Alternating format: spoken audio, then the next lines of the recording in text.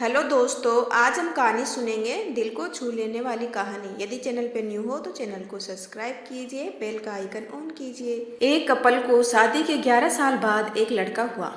वे बहुत ही प्रेमी कपल थे और उनका लड़का उनकी आंखों का तारा था। एक सुबह जब वह लड़का तकरीबन 2 साल का था, पति ने एक दवाई की बोतल खुली देखी। उसे काम पर जाने के लिए देरी हो रही थी, इसलिए उसने अपनी पत्नी से उस बोतल को ढक्कन लगाने और अलमारी में रखने को कहा।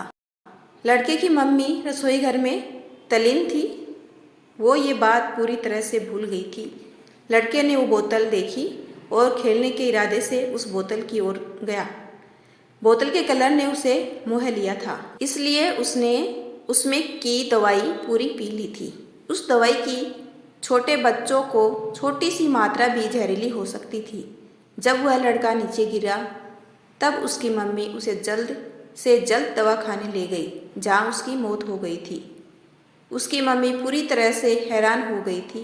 वह भयभीत हो गई थी कि कैसे वो अब अपने पति का सामना करेगी।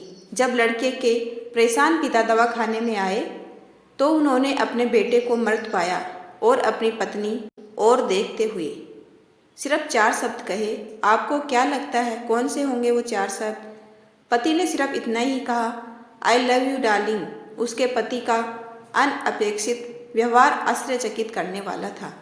उसका लड़का मर चुका था, वो उसे कभी वापस नहीं ला सकता था और वो उसकी पत्नी में भी कोई कसूर नहीं ढूंढ सकता था। इसके अलावा आगे उसने खुद ने वह बोतल उठा के बाजू में रख दी होती तो आज उसके साथ यह सब न होता। वो किसी पर भी आरोप नहीं लगा सकता था। उसकी पत्नी ने भी उनका इकलौता बेटा खो दिया था। उस समय उसे सिर्फ अपने पति से सहानुभूति और दिलासा चाहिए थी और यही उसके पति ने उस समय उसे दिया। कभी कभी हम इसी में समय व्यर्थ कर देते हैं कि परिस्थितियों के लिए कौन जिम्मेदार है या कौन आरोपी है। ये सब हमारे आपसी रिश्तों में होता है, जहाँ जॉब करते हैं वहाँ, या जिन लोगों को हम जानते हैं उस सभी के साथ होता है। और परिस्थिति के आवेश में आकर हम अपने रिश्तों को भूल जाते हैं और एक दूसरे का सहारा बनने के बजाय एक दूसरे पर आरोप लगाते हैं।